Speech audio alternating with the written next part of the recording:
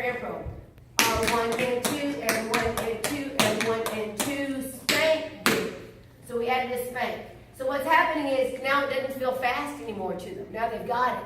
So because they've got it, it feels like it's got some holes in it. So we're filling those holes in. That's a good deal. That means they're doing great.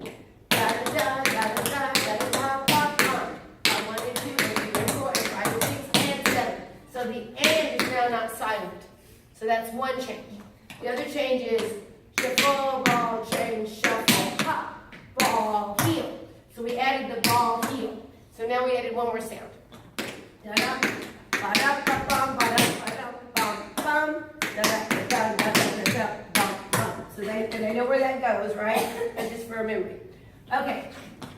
So what happened is after we went da da da bum bum, we go cross arms, and this is in 4 groups, and each group does it one time. Step, spank, toe. Using your eyes to spot.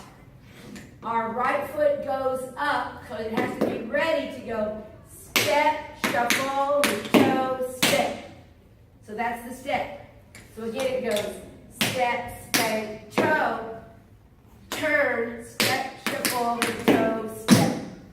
Then the other part is that happens in 4 groups.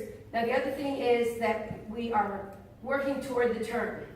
Bum, bum, bum, bum, bum, bum, bum. That's the goal. So we have to get the rhythm right, but what's the most important thing on a turn?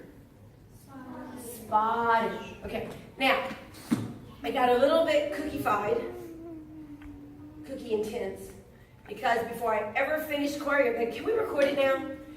I don't want my kids to think we don't learn in class, because that means they're zoned out. Like, I'll get it later because it's on my camera. It does the muscle in their brain that teaches us to memorize.